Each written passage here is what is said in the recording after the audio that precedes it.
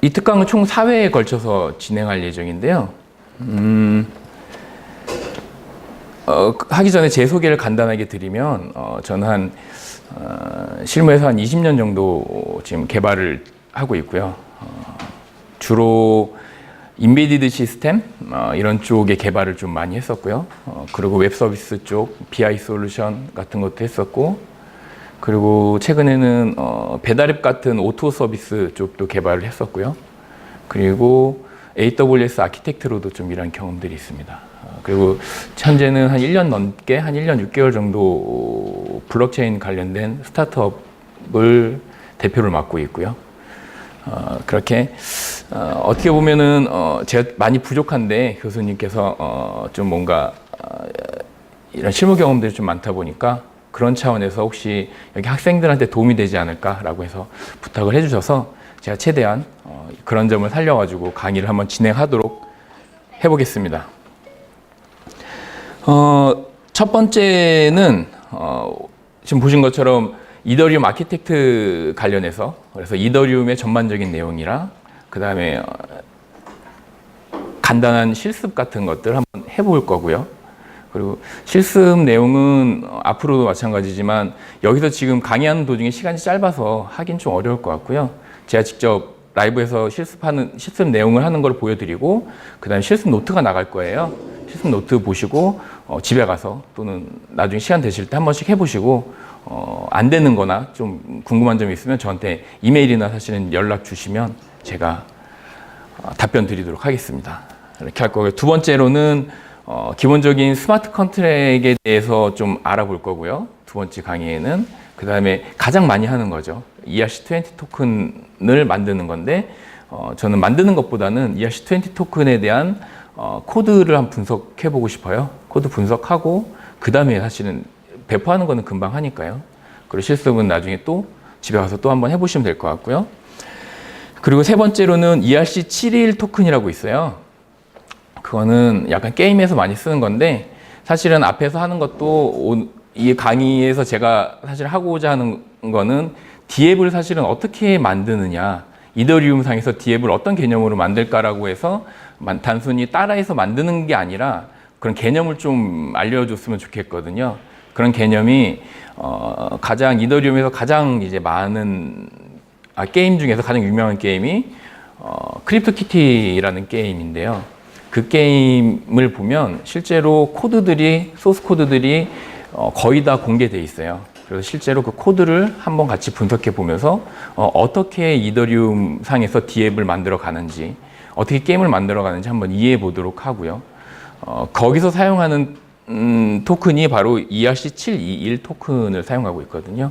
그래서 ERC721 토큰에 대해서 한번 알아보고 한번 또 그것도 실습해보고 그 다음에 크립토키티 한번 테스트해보고 코드 한번 분석해보고 그 다음에 다 함께 이제 마지막에 마무리하는 걸로 한번 이렇게 강의를 짜봤습니다.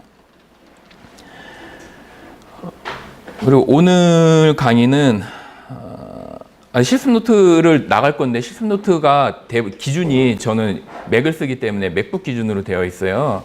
그래서 윈도우 쓰시는 분들은 조금 불편할 수 있거든요. 윈도우 쓰신 분들은 도커 깔아서 도커에서 한번 수행을 해보든지 아니면 바그렌트나 버추얼박스 같은 걸로 만들어봐도 되고요. 아니면 AWS의 EC2 같은 데서 직접 한번 구동시켜봐도 될 것 같습니다. 그래서 그런 가운데 좀 궁금한 거나 또 모르는 거 있으면 제가 방법을 알려드리겠습니다. 네. 오늘 첫 번째 질문이에요. 첫 번째가 이더리움이 무엇이냐? 이더리움은 많이 들어보셨을 거 아니에요. 이더리움이 무엇이냐라고 했는데 제가 이렇게 질문을 드리면 사실은 제가 지금 여기 있지만 저도 책상에 앉아가지고 같이 이런 질문을 받았을 때 뭐라고 대답했을까라고 한번 생각해 봤었어요. 그랬더니 제가 생각할 때는 혼자 곰곰이 생각해 봤는데 제가 대답할 수 있는 영역은 한 비탈릭이 만든 가상화폐 그 정도, 그리고 제2세대 블록체인, 튜링 컴플리트, 튜링 완전성, 스마트 컨트랙트 뭐 이 정도 이야기할 수 있을 것 같아요. 근데 여기 있는 분들도 좀 비슷하지 않을까 하는데 혹시 이더리움이 무엇일까라고 했을 때 대답할 수 있으신 분이 있으신가요? 아무거나 생각나는 대로 한번 말씀해 주셔도 될 것 같아요. 이더리움이 무엇이냐. 지금 며칠 동안 이더리움 가격이 좀 올랐더라고요. 투자가 될 수 있겠죠. 전에 어떤 분이 저한테 0.4개 정도 맡겨놓으셨는데 제가 안 팔고 끝까지 있었는데 좀 올라서 다행입니다. 또 있을까요? 개인적으로 제 개인 지갑에는 한 0.8개 정도 있는 것 같아요. 직접 스마트 컨트랙트를 배포하기 위해서 사용했던 건데 그 당시에 제가 60만 원일 때 한 개를 샀는데 지금 이렇게 이렇게 저를 아프게 하는 그런 가상화폐입니다. 더 월드 컴퓨터라고 표현을 한다고 해요. 저도 이거를 제가 얘기하는 건 아니고요. 이렇게 표현을 한다고 한답니다. 그러면 월드 컴퓨터라고 하면은 뭐 단어는 되게 쉬운 단어니까 어느 정도 예상은 할 수 있겠죠. 무슨 의미로 이야기를 하는지. 근데 또 가만히 생각해 보면 좀 말이 안 되는 소리거든요. 월드 컴퓨터가 뭐예요? 세계 컴퓨터? 뭐 세계 한 대밖에 없나? 지구에서 사용하는 컴퓨터인가? 사실은 약간 아리송하기도 합니다. 근데 이 말을 마스터링 비트코인을 쓴 저자가 안드레아스 안토노폴리로스라고 하는 안드레아스라고 보통 이야기를 하는 그분이 마스터링 비트코인을 썼는데 아직까지도 비트코인에 대해서 가장 기술적으로 잘 설명을 했다라고 하는 책인데요. 그분이 이제 마스터링 이더리움이라는 책을 써서 이제 뭐 기터브에 가시면 다 있어요. 거기 보시면 더 월드 컴퓨터라는 말은 이렇게 두 가지 관점에서 설명할 수 있다라고 이야기를 합니다. 첫 번째가 unbounced state machine이라고 되어 있는데요. 무한한 스테이트 머신입니다. 그러니까 상태 기계라는 건데 무한한 상태 기계 뭘까라고 하는데 스테이트 머신이라고 하는 추상적인 기계가 있어요. 지금 제가 지금 걷고 있습니다. 걷고 있고요. 멈춰서 서 있어요. 그리고 뛰었습니다. 그렇죠? 그리고 다시 걸어서 어디 앉을 데가 여기 있네요. 자, 이렇게 앉았습니다. 자, 저의 상태는 지금 계속해서 변하고 있었어요. 첫 번째는 걸었죠. 멈췄습니다. 움츠렸어요. 뛰었고 걸었어요. 그리고 앉았습니다. 저의 상태는 이렇게 변하고 있어요. 그러면 저의 상태는 지금 말한 것처럼 5가지의 상태가 있어요. 또 재미있는 건 상태의 전이에 대해서 이야기를 하는데요. 제가 앉아 있는데 첫 번째로 여기서 바로 걷는다? 바로 걷진 못해요. 걷기 위해서 한번 서야 됩니다. 그리고 선 상태에서 걸을 수 있어요. 앉아있는 상태에서 점프는 할 수 있겠네요. 점프할 수 있는데 움츠리는 것도 할 수 있고 이렇게 상태가 바로 각자의 상태가 서로 간에 전이가 되지 않아요. 그래서 상태를 전이할 수 있는 그런 집합이 필요합니다. 어느 상태에서 어느 상태로 바꿀 수 있고 그리고 또 하나는 현재의 상태. 나는 지금 서 있습니다. 걸어가고 있습니다. 현재 상태. 이런 상태들을 변수로 표현을 해서 저장하는 것. 이 집합이 이 집합의 추상적인 기계가 바로 스테이트 머신이거든요. 일반적으로 공학적으로 이야기를 할 때. 그럼 이더리움에서 unbounced state machine은 결국엔 이더리움의 상태는 변수들의 집합 그리고 트랜잭션들에 의해서 변형되는 그런 모든 상태들을 이야기합니다. 이런 상태들을 이야기를 하고 있고요. 그 다음에 저는 지금 이더리움이 더 월드 컴퓨터인 이유에 대해서 지금 설명하고 있어요. 그리고 싱글턴 스테이트라고 합니다. 싱글턴은 다 아실 거예요. 디자인 패턴에서 가장 유명한 패턴 중에 하나죠. 싱글턴은 여러 개의 클래스가 있으면 여러 번 호출을 해도 사실 하나의 오브젝트만 생성이 돼서 동작하게 됩니다. 그렇기 때문에 근데 여기서 말한 것처럼 싱글턴 스테이트라는 건 결국엔 많은 서로 간의 상태들이 변경되지만 결국엔 동일하게 변한다는 거예요. 아무리 많은 노드들이 있어도. 버추얼 머신은 뭐 다 아실 거고요. VM웨어나 버추얼박스 같은 것도 버추얼 머신이고요. JVM 같은 것도 버추얼 머신입니다. 그리고 또 하나는 Practical Analysis, 그러니까 실용적인 관점에서 본다면, Decentralized Computing Infrastructure for Smart Contract라고 되어 있어요. 이게 결국엔 스마트 컨트랙트를 실행하기 위한 분산화된 컴퓨팅 인프라스트럭처라고 하는 겁니다. 결국엔 스마트 컨트랙트를 실행할 수 있다라고 얘기를 하는 거예요. 그렇죠? 그렇기 때문에 월드 컴퓨터가 될 수 있는 거예요. 어떻게 보면. 왜냐면 스마트 컨트랙트라는 건 결국엔 프로그래밍인데 이런 것들이 글로벌하게 전 세계적으로 실행할 수 있는 거죠. 그러면 또 이더리움의 특징은 또 뭐가 있을까? 비트코인과 차이점이죠. 비트코인에 비해서 특징은 튜링 컴플리트, 튜링 완전성에 대해서는 많이들 이야기를 합니다.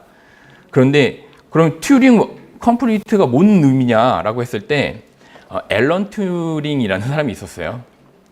튜링이 뭐 어떤 사람들은 튜링하니까 튜닝에 뭐 따라온 거 아니냐 뭐 그런 사람도 있겠는데 앨런 튜링이 만든 튜링 머신인데 가상 머신입니다. 이것도. 그 사람은 적당한 규칙과 기호를 입력하면 일반적인 컴퓨터 알고리즘을 모두 다 표현할 수 있다라고 있는 그런 가상 기계를 튜링 머신이라고 했고요. 튜링 컴플리트라고 하는 건 결국엔 튜링 머신이랑 동일한 계산 능력을 가졌다는 겁니다. 결국엔 컴퓨터로 특정한 알고리즘에 의해서 만들어내는 모든 것들은 만들어낼 수 있다라고 하는 겁니다. 튜링 컴플리트는. 그럼 실제로 왜 이더리움 튜링 컴플리트냐라고 했을 때 비트코인은 지금 왼쪽에 비트코인이 있죠. 비트코인은 UTXO의 소유권을 증명하기 위해서 스크립트를 이용합니다. UTXO는 좀 아시죠? Unspent Transaction Output입니다. UTXO를 소유권을 증명해야 되는 이유는 그 돈을 사용하기 위해서죠. 전 세계에 다 퍼져 있는 UTXO를 내 거다라고 증명만 하면 다 갖다 쓸 수 있거든요. 그러니까 그 UTXO를 증명하기 위해서 스크립트를 이용하는 거예요. 인풋 스크립트랑 아웃풋 스크립트. 그런데 이제 그 스크립트에 들어갈 수 있는 내용은 이제 OP 코드로 사실 연산자가 표현이 되는데요. 여기 조그맣게 캡처들 중에 일부를 했는데 이 OP 코드는 결국엔 소유권을 증명하기 위해서 누구에게 송금을 하기 위해서 약간 이런 쪽에 특화가 된 OP 코드인데 이 프로그램에서 악의적인 내용으로 누군가가 망가뜨릴 수도 있어요. 여기서 정말 프로그램을 다 자유롭게 만들어버리면 악의적인 내용을 넣어서 이 네트워크 자체를 마비시킬 수도 있거든요. 그런 점에서 OP 코드를 처음에 지금 많이 늘었지만 매우 제약적으로 뒀습니다. 그걸 할 수 있는 것도 제약적으로 뒀고요. 그렇기 때문에 아까 말한 것처럼 튜링 머신이 계산할 수 있는 모든 것들을 계산할 수 없어요. 비트코인은. 그렇기 때문에 튜링 컴플리트하지 않습니다. 반면에 이더리움은 그런 것들을 막기 위해서 이제 가스라는 메커니즘을 사용했는데요. 이게 뭐 인터널 트랜잭션 프라이스 정책이라고 하거든요. 근데 왜냐면 스마트 컨트랙트는 튜닝 완전성이 있습니다. 그래서 모든 알고리즘을 풀어낼 수 있어요.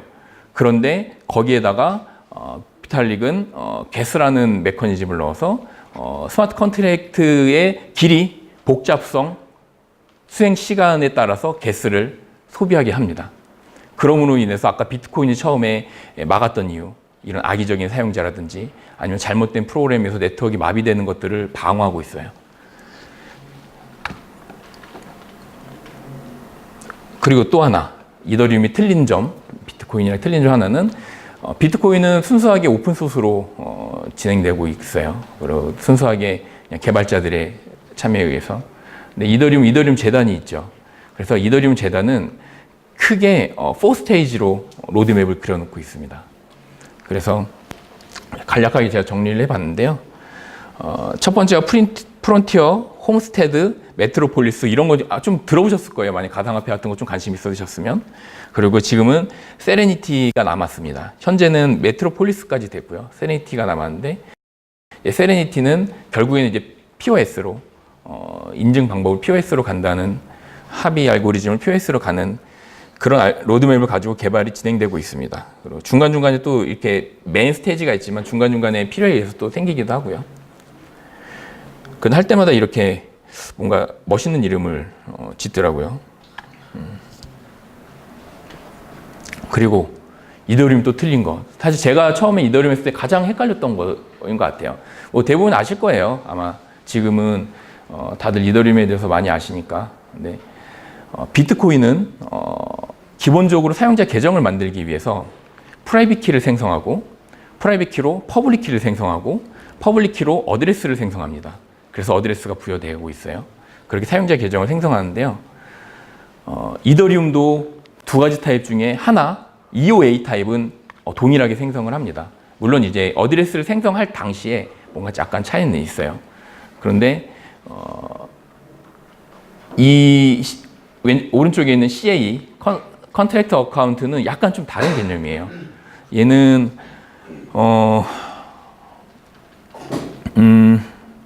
뭐라고 설명하는 게 좋을까요? 정말 계약 계정인데요. 이 컨트랙 계정 안에 우리가 스마트 컨트랙을 넣을 수 있습니다. 그래서 스마트 컨트랙에 의해서 후생이 되는 거예요. 그런데 얘도 동일하게 어드레스는 거의 비슷하거든요. EOA랑. 그런데 프라이빗 키가 없어요. CA는. 프라이빗 키를 알 수가 없어요. 왜냐하면 퍼블릭 키를 가지고 프라이빗 키를 알아낼 수는 없거든요. 그런 퍼블릭 키를 가지고 있습니다. 그러면 그 의미는 뭐냐면 결국에는 CA 계정으로는 뭔가 트랜지션을 일으킬 수 없다라는 거예요. 왜냐하면 트랜지션을 일으키기 위해서는 프라이빗 키가 있어야 되는데 일으킬 수가 없습니다. 그러면은 CA는 어떻게 동작할 수 있느냐? 오로지 EOA에 의해서 최초의 트리거에 의해서 CA가 동작을 하고요. 물론 CA가 또 CA를 또 호출할 수 있습니다. 하지만 최초의 트리거는 EOA에서 시작할 수밖에 없어요. 항상 그렇게 되고 있습니다. 그리고 또 EVM이라는 개념이 있습니다. 비트코인에는 없는 개념인데요. 이더리움 버추얼 머신인데 사실은 저번 시간에 EVM에 대해서 배웠다고 해서 뭔가 좀 이론적으로 많이 하셨을 줄 알고 좀 되게 간략하게 정리를 했었는데 약간 뭐랄까 실습 위주로 하셨다고 그러셔가지고 제가 조금 당황했습니다. 뭐 제가 아까 전에 설명을 잠깐 드렸었는데 어쨌든 EVM은 스크립트 그러니까 스마트 컨트랙트를 뒤에 또 설명이 나오는데 스마트 컨트랙트를 실행하는 데 쓰고요. 스마트 컨트랙트가 아까 스테이트를 변경을 하는데 그 변경한 스테이트를 저장하기도 합니다. EVM에서. 그리고 아까 말한 것처럼 그렇기 때문에 EVM에서 있는 인스트럭션 셋 그러니까 명령어 셋들은 튜링 완전성이 보장되고 있습니다. 그러니까 단순히 아까 스마트 컨트랙트가 있어도 인스트럭션 셋이 이 튜링 완전성이 보장되지 않으면 소용이 없는데 EVM에서 사실은 그런 인스트럭션 셋이 튜링 컴플리트하기 때문에 스마트 컨트랙트도 할 수 있는 거고요. 아까 잠깐 설명드렸던 GAS라는 인터널 트랜잭션 프라이스 메커니즘을 적용하고 있습니다. 그래서 아까 비트코인처럼 뭔가 연산자를 제한적으로 둬서 방어를 하는 그런 목적들이 GAS를 통해서 이루어지고 있습니다. 이더리움 버추얼 머신에서 간단하게 한번 그림 그려본 건데요. 결국에 EVM, 그러니까 스마트 컨트랙트를 뭐 솔리디티를 많이 하는데 솔리디티뿐만 아니라 다른 언어들도 있어요. 사전 죽은 언어도 있고 뭐 LLL이라는 언어도 있고 몇 가지 언어들이 있는데 걔네들은 결국엔 바이트 코드를 만들고 바이트 코드를 EVM이 실행을 하는 겁니다. 그런 내용이고 그리고 스테이트는 EVM 내에 저장되고 물론 글로벌 스테이트는 또 따로 저장되긴 하지만 자 이거는 이제 비트코인에 대한 블록 스트럭처예요. 차이점이 많이 보셨을 것 같아요. 근데 좀 심플합니다. 기본적으로. 그리고 머클 루트는 트랜잭션들에 대한 머클 루트를 지금 올리고 있고요. 물론 세그윗 때면은 조금 차이가 있지만 세그윗도 별반 차이는 없습니다. 크게 차이는 없습니다. 이렇게 블록이 만들어져 있어요. 반면에 이더리움은 조금 복잡하게 보입니다. 물론 이게 조금 더 블록 내용들이 좀 더 자세하게 보이긴 해요. 좀 자세하게 지금 되어 있어요. 그런데 기본적으로 이렇게 스테이트들이 있기 때문에 더 복잡하게 보여요. 이거를 보면서 느끼셔야 될 건 비슷합니다. 여기 보면은 스테이트 루트가 있고요. 스테이트 루트가 있고 이 루트는 결국에 머클트리 루트인데 스토리지 루트라고도 하고 이 스테이트들, 그러니까 상태들에 대한 머클트리 루트를 보관하고 있고 트랜잭션에 대한 머클트리 루트를 보관하고 있고 이렇게 다 머클트리 루트를 보관함으로써 사실은 인증을 하는데 이 많은 이유가 이런 스테이트들이 블록 안에 들어가지 않기 때문에 그래요. 블록 안에 그러니까 좀 약간 헷갈리는 분들이 있는데 아까 말한 스테이트들은 어카운트에 대한 어느 어카운트는 얼마의 밸런스를 가지고 있어요. 이것도 스테이트거든요. 이 스테이트는 여기 안에 들어가지 않습니다. 블록 안에. 외부에 EVM 또는 노드에서 지금 가지고 있는데요. 그 가지고 있는 것들을 변경해 버릴 수 있잖아요. 그러니까 그 스테이트들에 대한 머클트리 루트를 계속 모아서 블록 안에 놓고 이 스테이트들을 검증을 하는 그런 차원입니다. 그렇기 때문에 스마트 컨트랙에 의해서 값이 변할 수 있는 거예요. 그러니까 많은 사람들이 좀 혼란스러워하는 건 블록체인이라면서 어떻게 처음에는 값이 이거였는데 나중에 값을 변경시켜? 값을 변경시키거든요. 컨트랙에 의해서. 그렇게 할 수 있는 이유는 결국엔 이런 스테이트들은 블록 안에 들어있는 게 아니라 EVM 또는 노드에 들어있기 때문에 변경이 가능한 겁니다. 그러면 그 변경할 수 있는 트랜잭션이 그 블록 안에 포함이 될 때 그때 스테이트가 함께 변경이 되는 것들이죠. 이런 식의 구조입니다. 그래서 왜 스마트 컨트랙트로는 값이 변할 수 있느냐라고 질문을 한다면 스테이트는 블록 안에 들어있지 않기 때문입니다. 그리고 또 여기 보면 이중지불 문제가 있는데요. UTX를 사용하지 않음으로써 이중지불 문제가 생깁니다. 아까 UTX는 이 잔돈이, 이 잔금이 내 거야라고 증명을 해서 그 이전에 있는 것들은 없어지는데요. 그렇기 때문에 두 번 지불될 수가 없어요. UTX를 누군가 한 명이 증명을 해버리면 이 UTX는 사라져버리거든요. 그런 거에 비해서 이더리움은 UTX가 없습니다. 그렇기 때문에 충분히 이중 지불이 될 수 있어요. 예를 들어서 A가 B한테 송금을 했는데 동시에 그게 블럭이 되기 전에 A가 C한테 송금했다고 나와요. 계속 할 수 있는 거거든요. 그래서 이중 지불 문제 때문에 넌스라는 것들이 다른 의미로 쓰여요. 넌스는 사실은 임시값 같은 건데요. 비트코인에서 넌스는 그냥 채굴을 하기 위해서 합의 알고리즘에서 그냥 시퀀스처럼 이렇게 숫자를 계속 올려가지고 자기 마음대로 이 블럭에 대한 합의 알고리즘 때문에 사용을 하는데요. 이더리움 같은 경우는 중복을 막기 위해서 한 계정에서 트랜잭션이 일어났을 때 트랜잭션의 개수를 카운팅합니다. 그 카운팅 값이 들어가요. 넌스에는. 그럼으로써 이중 지불을 막고 있죠. 약간 이제 제가 방금 설명한 거랑 이어지는 거긴 한데요. 그래서 스테이트 체인지, 그러니까 비트코인의 밸런스 스테이트는 결국엔 UTXO들, 내가 나의 계정으로 이루어진 UTXO들을 다 모아서 나의 밸런스가 얼마인지를 측정을 합니다. 그래서 이런 것들을 매번 UTXO를 다 블록에서 찾기 힘드니까 그래서 비트코인에서는 최초에서는 없었지만 이후에 레벨 DB를 이용해서 UTXO 셋을 만들어요. 그래서 내가 나의 계정에 얼마가 남았는지에 대해서 다 한 번에 바로바로 찾아낼 수 있습니다. 그런데 내가 그걸 사용하기 위해서 UTXO는 여러 개가 있을 수 있거든요. 내 계정에 대한 UTXO는 100개일 수도 있고 1000개일 수도 있는데 내가 한 개를 보내기 위해서 여기처럼 5.5개를 보내기 위해서는 이렇게 여러 개의 UTX를 사용해서 5.5개를 보냅니다. 그래서 트랜잭션 자체에 어떤 UTX를 쓸 거고 누구한테 새로운 UTX를 만들 거야, 누구 거를 만들어줄 거야 라는 게 분명히 기록이 되어 있습니다. 근데 이더리움은 그렇지 않아요. 이게 좀 잘렸네요, 오른쪽이. 이더리움은 그렇지 않은데요. 이더리움은 그냥 스테이트가 변경되는 거예요. 이 어카운트에는 밸런스가 920개였는데 보내고 나니까 930개가 됐어 라고 바로 찍습니다. 스테이트가 들어가고 물론 이제 트랜잭션에는 히스토리처럼 기록이 남겠죠. 이런 차이가 있습니다.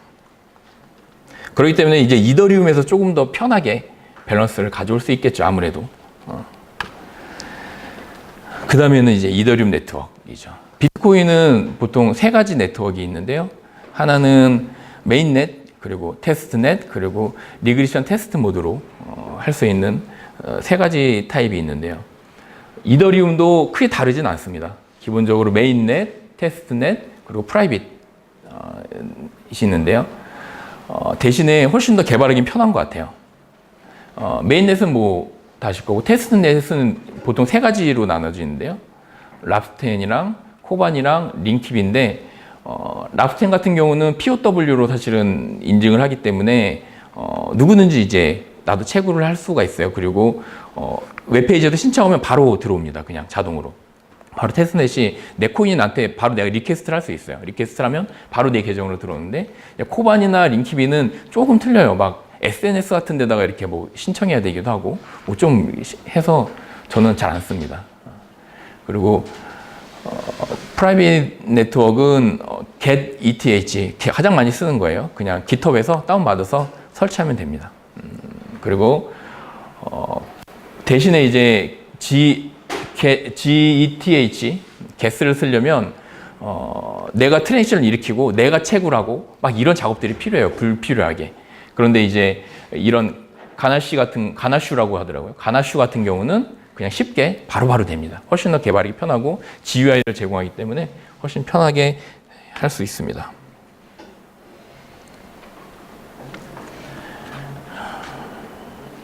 야, 졸립죠? 죄송합니다. 이렇게 지루하게 안 하려고 그랬는데 사실 이더리움에 대해서 조금 알아야 될 필요가 있어서 좀 지루하게 됐습니다. 죄송합니다. 이거는 DApp 디벨로먼트 구조인데 아주 심플하게 제가 만들어 놨어요. 심플하게 만들어 놨는데 이게 뭐냐면 별다른 거 없어요. 제가 이거를 굳이 쓴 이유는 일반적으로 웹 서비스를 구성하거나 일반적인 DApp을 할 때랑 별반 차이가 없다라는 것들을 말씀드리고 싶어서 굳이 썼습니다. 그리고 물론 저는 이건 개발을 어떻게 하느냐에 대해서 쓴 거지 이런 서비스 운영 차원에서 또 뭔가 스트럭처를 한다면 전혀 다르게 될 것 같아요. 제가 왜냐면 실제로 서비스를 운영하기 위해선 뭐 어디 프라이빗 네트워크가 사실 퍼블릭 네트워크를 나눠야 되고 거기서 DB도 어떻게 나눠야 되고 뭐 약간 이런 것들부터 해서 CDN부터 뭐 DNS는 어떻게 할 거고 로드 밸런싱은 어떻게 잡을 거고 이런 것들이 계속 들어가거든요. 근데 그런 것보다 우선은 우리는 DApp을 개발할 때 어떻게 개발하느냐라고 하는 건데 왼쪽에 있는 거는 따로 떨어져 있죠. 일반적인 웹 서비스 개발자랑 솔리디티 그러니까 DApp 개발자랑 스마트 컨트랙 개발자 따로 떨어져 있어서 스마트 컨트랙 개발자가 직접 배포해주면 이더리움에 배포하면 그 어드레스가 스마트 컨트랙 어드레스가 나오는 CA 계정이 나옵니다. CA 계정을 저 개발자한테 주고 저 개발자는 CA 계정 이용해서 사용을 하면 돼요. 그런데 일반적으로 직접 개발할 때는 이더리움에 붙어서 뭔가 개발할 수도 있어요. 이더리움 있고 그 노드에서 묘드를 이용해서 쓸 수 있는데 일반적으로는 RPC를 이용해서 RPC 통신으로 이용하게 됩니다. 오른쪽은 뭐냐면 근데 이렇게 따로따로 개발하니까 좀 불편한 점이 있으니까 예를 들면 트러플이라든지 이런 프레임워크를 이용해서 훨씬 더 간편하게 만들어낼 수 있어요. 그러니까 이런 UI와 스마트 컨트랙을 하나로 같은 프레임에서 개발을 하고 그리고 이런 것들을 바로 배포해버리는 거죠. 이런 식으로도 개발을 합니다. 그래서 여기도 마찬가지로 RPC를 이용해서 서로 통신을 하게 되는데요. 물론 이제 이 개발된 거를 유저가 바라볼 때의 아키텍처링은 새로 해야 됩니다. 이렇게 하면 안 되고요. 이거는 개념도만 쓴 거고요. 해야 되는데 재밌는 건 이제 사람들이 기본적인 생각이 없으면 이 RPC 때문에 많은 문제들이 생깁니다. 제가 같이 개발하시는 분들도 여러 그렇게 털리는 거 봤고요. 왜냐면 이더리움은 기본적으로 RPC를 들어가면 그러니까 아까 게스는 어떻게 보면 이더리움 클라이언트예요. 이더리움 월렛입니다. 안에 월렛 기능이 있어요. 월렛이라고 하면 아까 전에 월렛이라고 얘기한 적이 있었는데 뭐라고 그랬죠? 혹시 월렛 이더리움이나 비트코인이나 똑같습니다. 월렛의 개념에 대해서 혹시 잠깐 설명해 주실 분 있으신가요? 월렛 지갑이죠. 제 지갑. 지갑은 내 지갑에 돈이 있잖아요. 근데 뭐랄까 이 블록체인의 지갑은 돈이 아니라 약간 신용카드 같은 게 있다고 보시면 되겠네요. 카드가 있는 거죠. 돈이 아니라. 그 신용카드는 내가 돈을 뺄 수 있잖아요. 네. 마찬가지로 얘네 원래 또 지갑에도 돈은 없습니다. 카드가 있죠. 키가 있는 것뿐이죠. 그러면 이 게스도 월렛이라고 하면 키를 관리한다는 거거든요.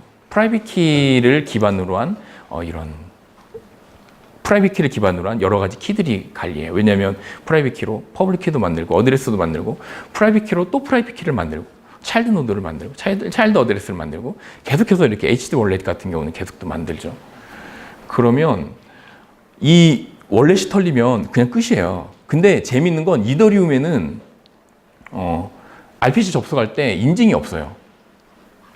8545 포트를 쓰는데 인증 절차가 없어요. 그냥 접속하면 접속이 됩니다. 그래서 그냥 어카운트에 샌드해. 그럼 샌드하면 샌드가 돼요. 다만 어카운트를 만들어낼 때 패스워드를 입력하는 게 있어요. 패스워드를 입력하는데 그 패스워드를 입력하지 않고 만드는 사람들도 많거든요.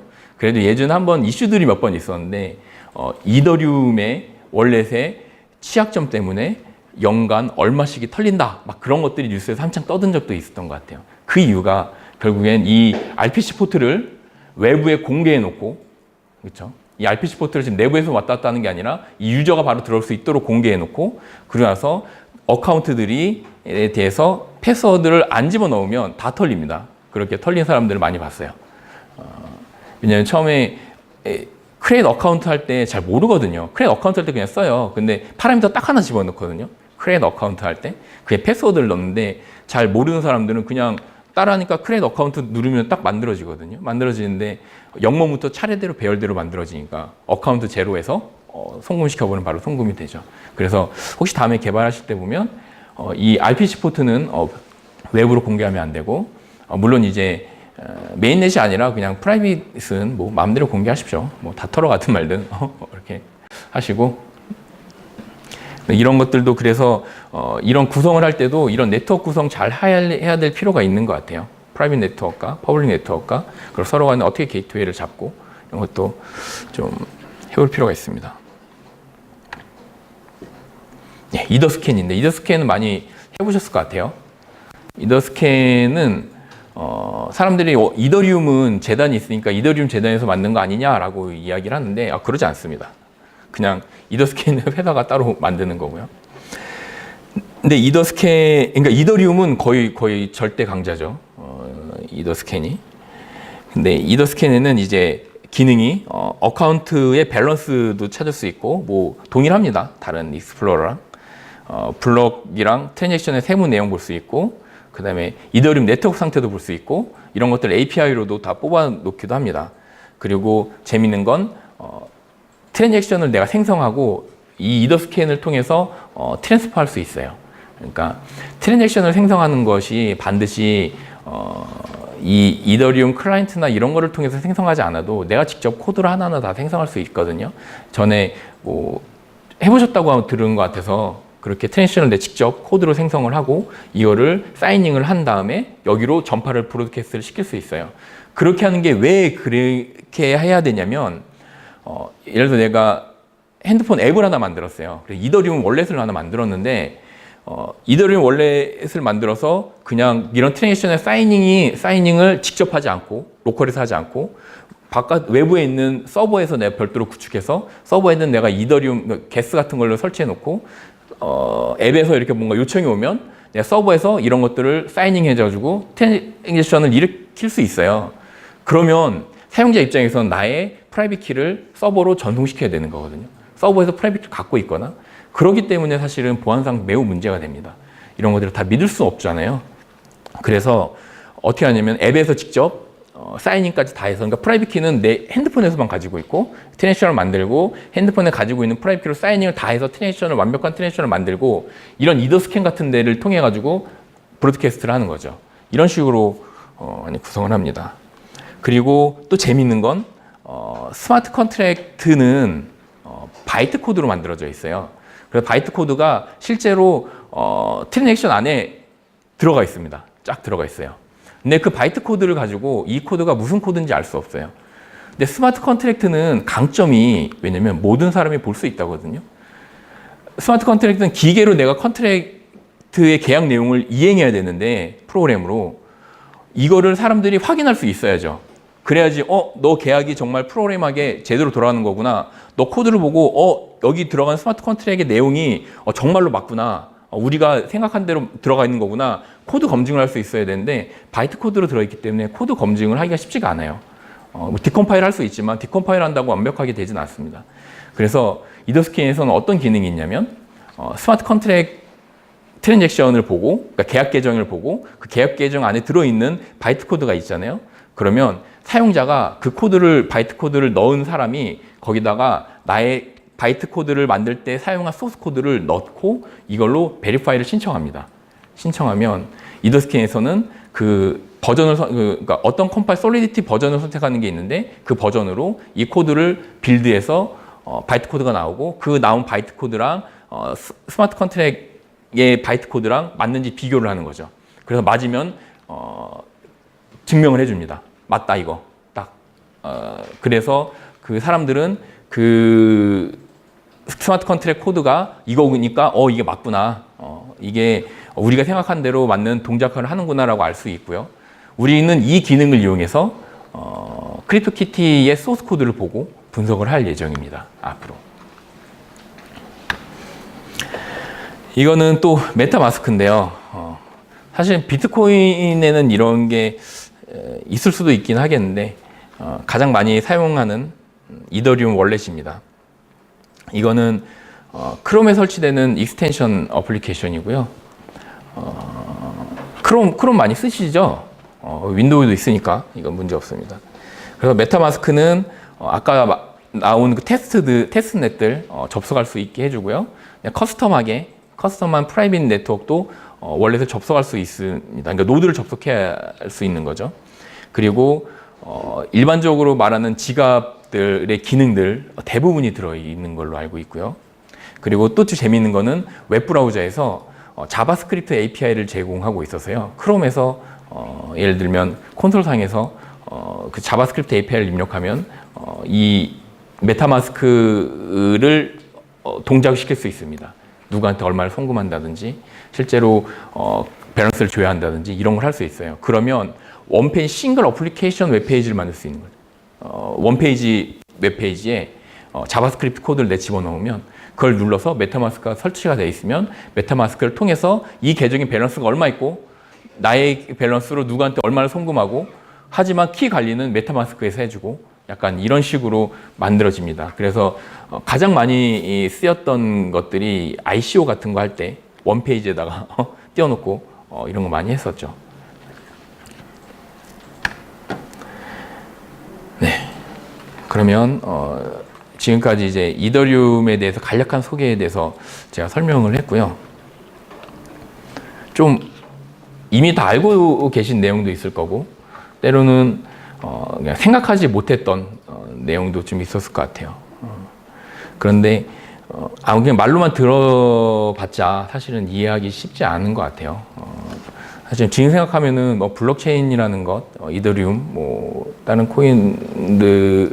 블록체인들이 그렇게 어려운 개념들은 아니거든요. 사실은 필요에 의해서 만들어진 개념들인데도 불구하고 저도 처음에 이제 블록체인에 대해서 접했을 때는 상당히 혼란스러웠던 그런 경험들이 있고 그런 것들이 결국엔 지금 만들고 있는 서비스들을 만들면서 사실 이해된 부분들이 좀 많이 있어요.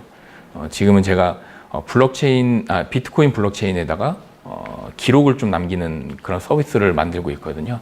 그래서 그렇게 직접 한번 결국에는 이 모든 걸 잘 이해하려면 결국엔 그냥 해보는 게 가장 좋은 방법인 것 같다.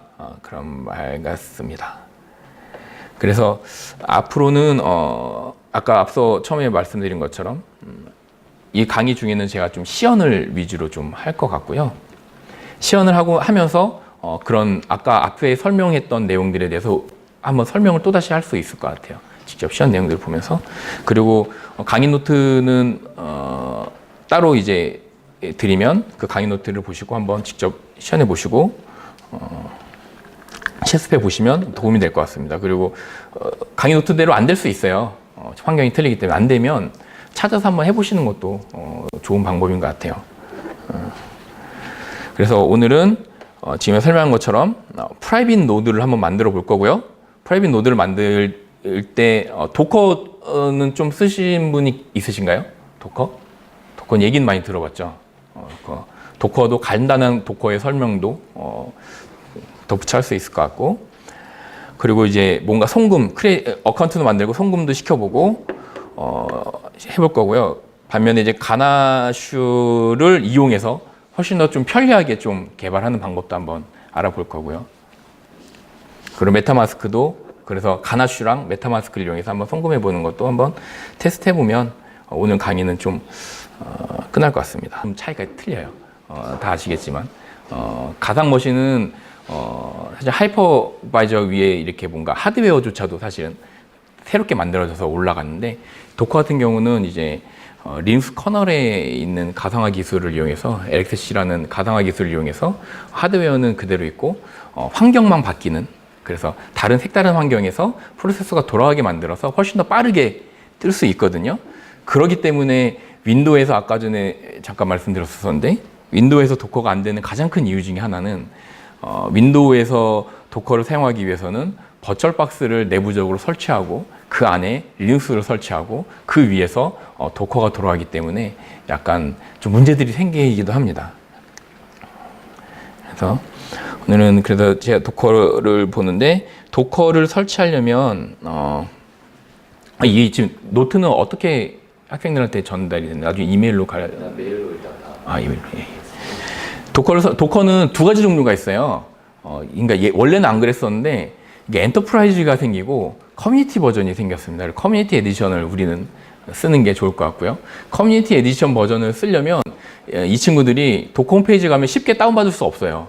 그러니까 뭐 찾아 막 들어가야 되거든요. 그러니까 찾으려면 제가 시스 노트에 보면 링크를 걸어놨어요. 그 링크 찾아서 들어가면 커뮤니티 에디션을 다운받을 수 있고요.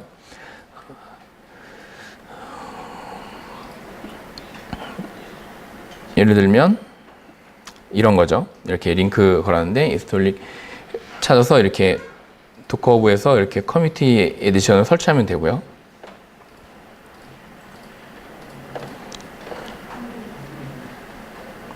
맥에서 설치하려면 이제 뭔가 또 이렇게 로그인 하게 되고 막 그래야 되거든요. 그래서 직접 다운받을 수 있는 링크도 제가 같이 넣었으니까 그 링크 보시고 다운받아 설치하시면 되고요. 윈도우용은 윈도우용은 또 비슷하게 설치하면 되고, 대신 우분투 리눅스에서 설치하려면 우분투는 약간 그 레지스트리를, 그러니까 apt 레지스트리를 등록하고 거기서 이제 다운받아야 되거든요. 그것도 이제 링크 걸어놨으니까 설치하면 됩니다. 그래서 제가 지금 도커가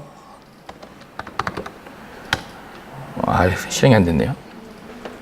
네, 지금 도커를 그렇게 커뮤니티 에디션을 받아서 설치해 놓은 도커가 여기 있습니다.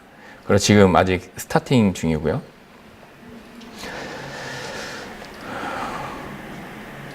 도커 처음에 설치하고 나면 뭐 아이디 패스워드 넣으라고 막 그러거든요. 그러면 안 넣는 게 좋아요. 괜히 넣었다가 나중에 다운받을 때 문제 생기고 그럴 수 있어서 저는 아예 안 넣습니다. 나중에 이제 도커 허브에 들어가서 나만의 이제 이런 컨테이너를 올리려고 하면 프라이빗하게, 아니면 올려주고 뭐 사람들한테 공개하려면 필요하긴 한데 저는 그럴 일이 없어서 안 하고 있고요. 여기 등록 정보에 보시면 이제 하드웨어 사용도 좀 선택할 수 있거든요. 디스크라든지 그래서 이렇게 디스크 사이즈라든지 이렇게 CPU 개수라든지 이렇게 선택할 수 있는데 자기 상황에 맞게끔 설정하시면 되고요. 그리고 도커가 지금 설치가 되어 있으면 간단합니다. 이제부터 명령어는 우분투에서는 앞에 sudo를 붙여야 돼요. sudo 명령어는 이제 슈퍼유저로 변경돼서 프로그램을 실행하는 걸로 하고, 맥에서는 필요 없습니다. 이렇게 하면 도커가 지금 설치돼서 정상적으로 돌아가고 있고요. 여기서 직접 도커를 이용해서 이더리움을 빌드할 수 있어요. 도커로 우분투 같은 걸 하나 띄워서 거기서 들어가서 이더리움 소스를 받아다가 직접 빌드할 수 있는데, 그것보다 좀 더 쉽게 할 수 있는 게 이더리움에 이렇게 게스를 다운받을 수 있도록 이더리움에서 만들어 놓은 게 있어요. 예를 들면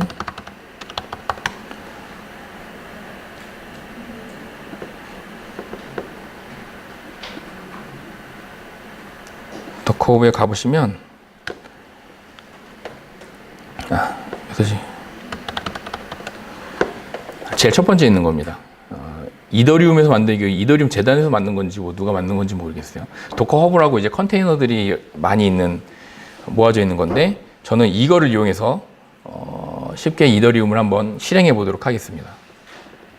관련 이미지는 제가 한번 다운받은 적이 있어서 좀 더 빠르게 다운받아질 거예요. 도커 풀 하시고 이더리움 하면 다운받는 겁니다. 런으로 바로 실행해도 되는데 다 지워졌네 보네요. 이렇게 다 다운받았습니다. 여기서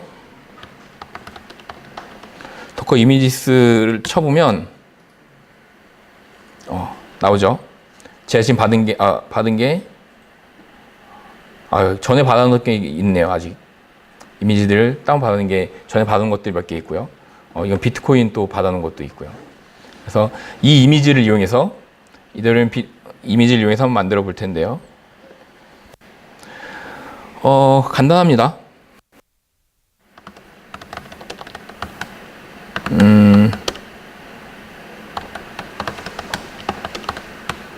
저는 이제 제 작업 디렉토리로 지금 갔고요.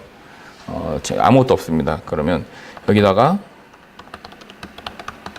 제가 이더리움에 대한 원장이나 관련된 컨피그레이션들을 넣을 수 있는 디렉토리를 만들기 위해서 디렉토리 하나 만들었어요. 만들고 그리고 이 안에다가 제네시스 블럭을 만들기 위한 정보를 넣어야 되거든요. 그러면 제가 이거는 미리 여기다가 넣어놨습니다.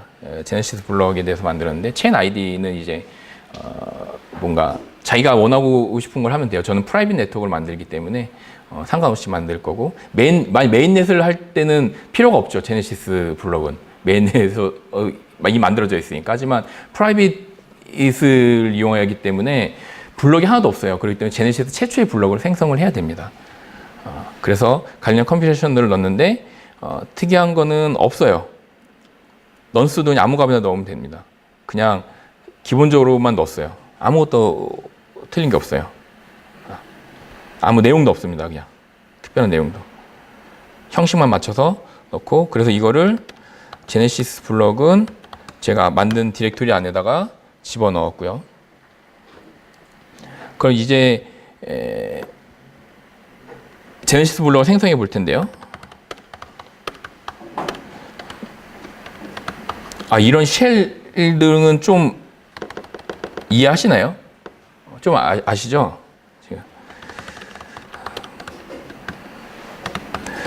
이렇게 하면은 이제 현재 pwd 하면 내 위치 나오거든요. 위치에 있는,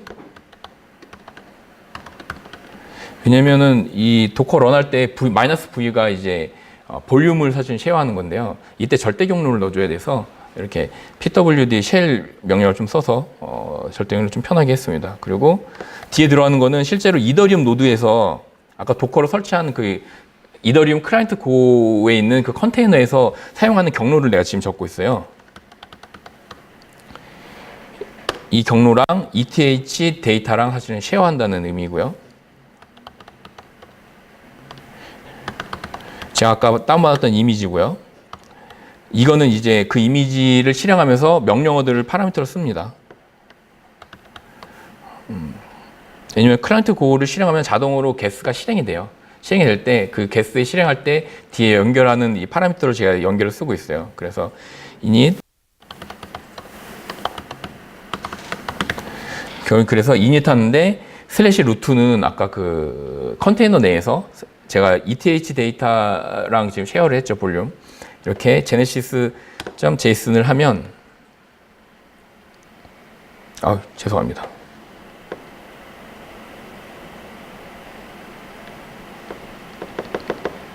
이게 안 먹지?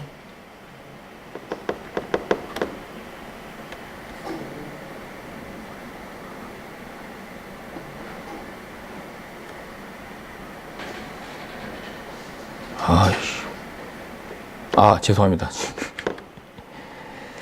중가로가 아니라 가로였습니다. 가로. 배시 이 안에서는 중가로가 맞는데 이 쉘 커맨드 라인에서는 가로로 해야 되는 것 같습니다. 이렇게 하면 뭔가 successful하다고, successfully root genesis state가 만들어졌다고 봅니다. 그러면 어떤 데이터가 만들어졌는지 보면 이렇게 만들어졌어요.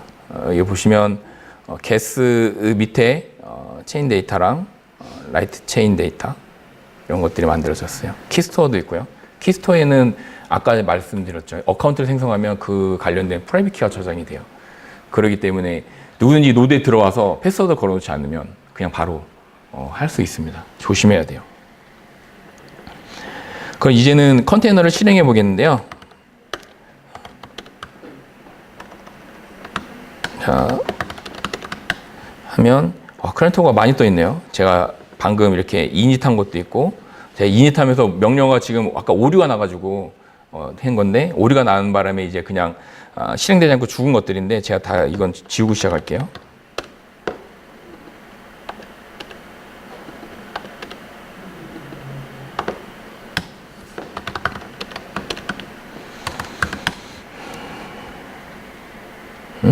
이것도 있네.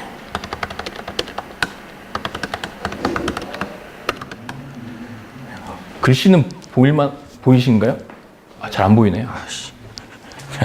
조금 더 키워보겠습니다.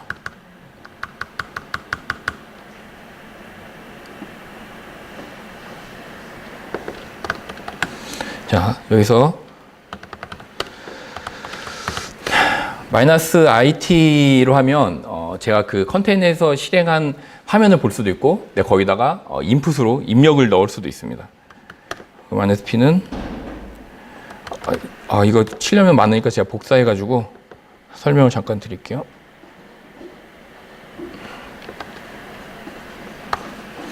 여기 보면 도커런에서 마이너스 IT로 입력을 받고 화면 볼 수 있도록 해주고요. 터미널이랑 인터랙션 할 수 있도록 하고, P는 30303인데요. 30303은 이더리움에서 기본적으로 사용하고 있는 네트워크 포트예요. 그래서 이 30303 포트를 이용해서 서로 간에 원장을 공유한다거나 동기한다거나 트랜지션을 브로드캐스트 하는 방법이고요. 8545는 RPC 포트입니다. 그래서 현재 컨테이너랑 지금 포트 매핑을 하고 있고요. 마이너스 V는 아까 전에 설명드렸죠. 이더리움 원장 데이터들을 저장하는 곳이고, 방금 이더리움 네임은 이더리움 컨테이너라는 이름으로 내가 만들 거고요.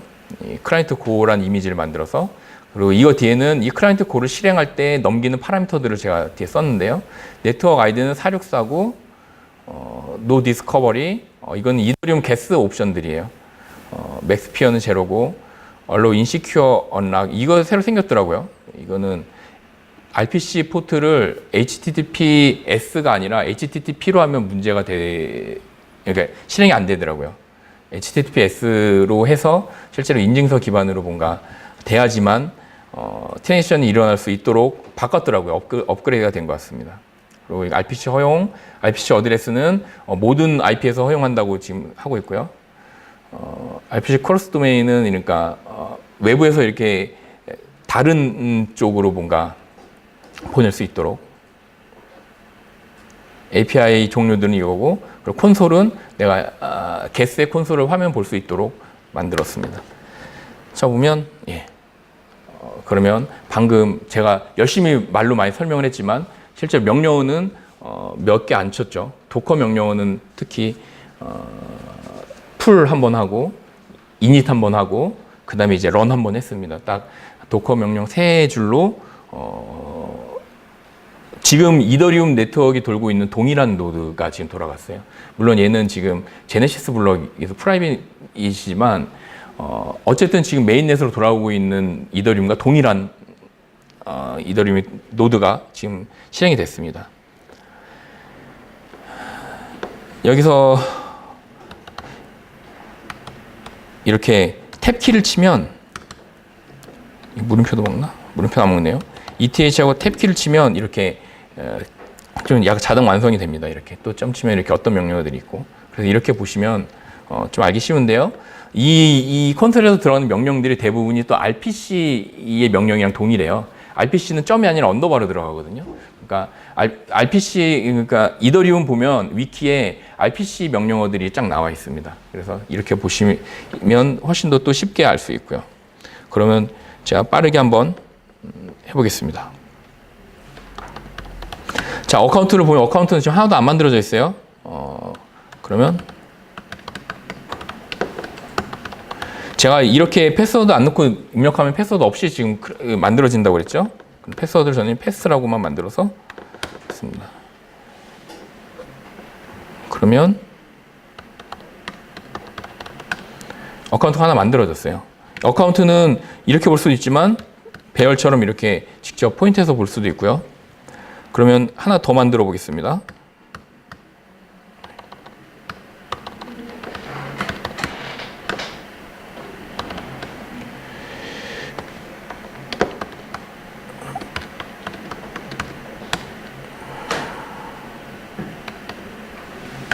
그러면 얘 두 개 만들어졌죠? 0번이랑 1번이 있어요. 그럼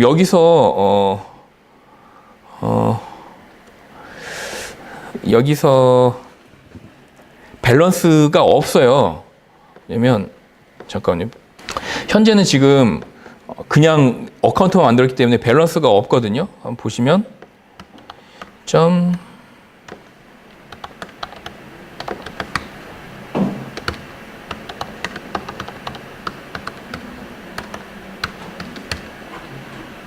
보시면 0으로 지금 떨어지고 있습니다. 지금 아무것도 없죠. 그래서 한번 마이닝을 한번 해보고 싶은데요. 마이닝을 할 때는 이더리움은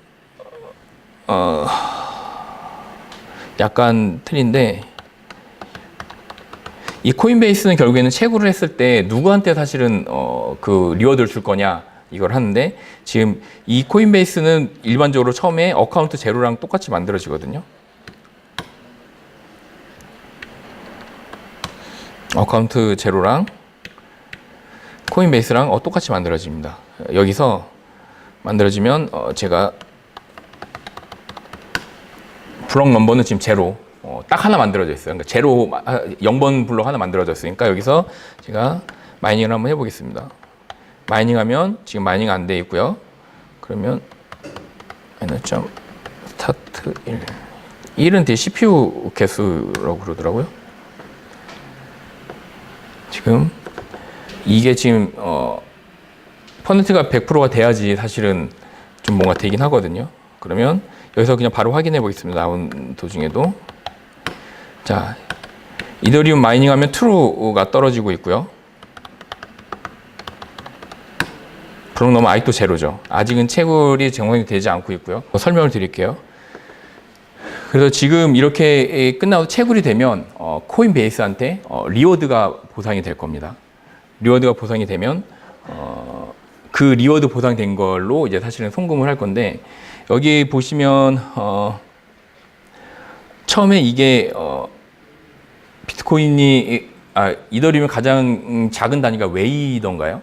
웨이일 거예요. 그래서 그게 아주 긴 숫자가 돼서 그거를 좀 뭔가 웹3 이더리움 이 게스에서는 웹3도 또 지원을 하고 있어서 웹3를 이용해서 그거를 좀 더 알아보기 쉽게 또 가능합니다. 그러면 지금 이거 돌아오는 동안 제가 또 가나슈 한번 바로 또 설명을 드릴게요. 지금 이더리움 노드를 이런 식으로 도커를 설치해서 어카운트를 만들고 그 다음에 내가 지금 또 하나 또 이제 마이닝을 또 돌리고 이런 작업들이 있어야 되는데 그러면 결국엔 트랜잭션이 일어나면 항상 마이닝이 돼야지 되는데 어떻게 보면 프라이빗 네트워크를 내가 별도의 코인을 이더리움으로 별도의 코인을 만들려면 이렇게 만드시면 돼요. 이렇게 해서 똑같이 포트 바꾸고 아까 체인 아이디 바꾸고 돌리면 사실은 내 이더리움으로 내 코인 하나 만들어지는 겁니다. 그러니까 아주 간단하죠. 근데 개발하기 위해서는 사실은 좀 약간 불편한 점들이 있어요. 그래서 가나슈를 보면 트러플이라고 하는 프레임워크가 있는데 그 프레임워크 트러플에서 만든 건데요. 예. 보시면 이렇게 되어 있습니다. 이렇게 해서 그냥 처음부터 그 프로그램 설치하고 띄우면 그냥 이렇게 나와요. 만들어진 계정 나오고 네트워크 하나가 딱 생성이 됩니다. 한번 제가 바로 테스트 해보면, 예, 퀵 스타트를 하겠습니다. 그냥 빨리 이 스타트를 하면 지금 이렇게 처음부터 어카운트를 내가 따로 만들지 않아도 이미 어카운트가 지금 쫙 만들어져 있고, 마이닝을 하지 않아도 이미 밸런스가 지금 만들어져 있어요. 그리고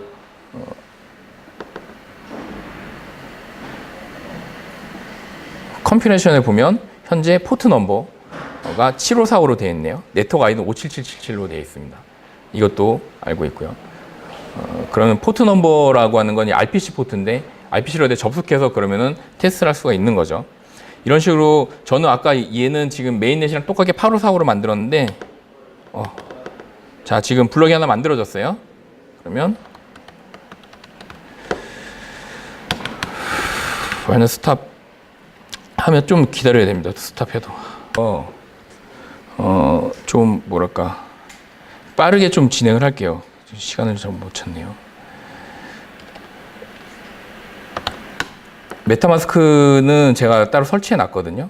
여기 보시면 메타마스크 설치해 놓은 게 있는데요.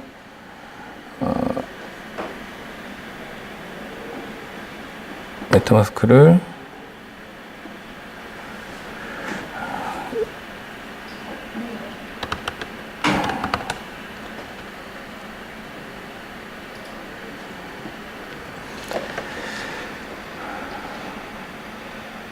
실습이 생각보다 오래 걸리네요. 다음번에는 좀 이론을 더 빨리 끝내고 실습을 빨리 한번 해보도록 하겠습니다. 메타마스크가 설치가 됐는데, 메타마스크를 보시면 처음에 원래 나와요. 근데 저는 이제 새롭게 하나 만들어서 패스워드는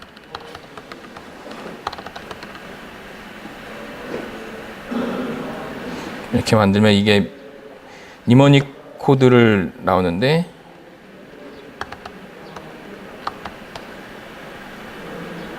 니모닉 코드를 약간 외워야 되더라고요. 여기다가 순서를 선택해야 되더라고요. 이게 바이크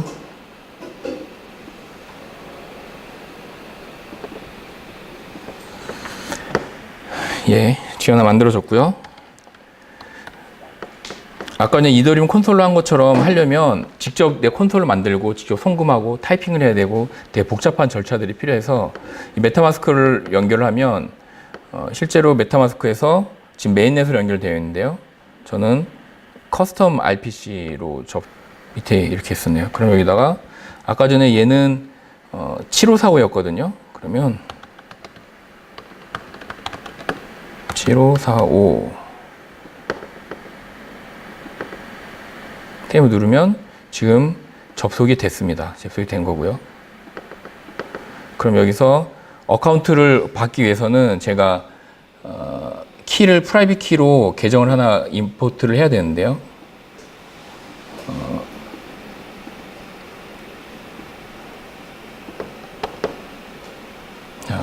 그럼 제가 지금 여기 안에 있는 계정, 이 월렛에 있는 계정에 있는 계정을 임포트 했더니 102더가 생겼습니다.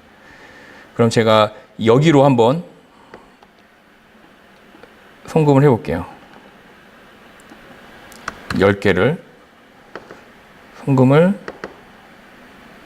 컨펌을 하면 바로 증가된 걸 볼 수 있어요. 근데 사실 제가 이렇게 한 작업을 아까 콘솔로 했다면 로컬을 접속해서 어카운트를 생성하고 생성한 어카운트로 메타마스크에서 임포트를 하고 송금을 한 다음에 마이닝을 돌리고, 마이닝 돌려서 끝나면 아까 마이닝 돌릴 때도 보셨죠? 이렇게 뭔가 처음에 준비 작업을 또 해야 되고 이런 것들을 계속해서 반복적으로 해야 될 필요가 있었는데, 가나슈를 사용하면 이렇게 쉽게 사용할 수가 있습니다. 그래서 이 방식을 이용하면 우리가 앞으로 ERC20 토큰을 만들거나 ERC71 토큰을 만들거나 이런 솔리드에 직접 한번 배포를 할 때 이렇게 가나슈를 이용해서 훨씬 더 빠르게 배포를 하고, 마지막에 기회가 되면 우리가 마지막 강의 시간에는 우리가 만든 뭔가 스마트 컨트랙을 메인넷에 올려서 한번 테스트 해보는 걸로 그렇게 끝내도록 하겠습니다.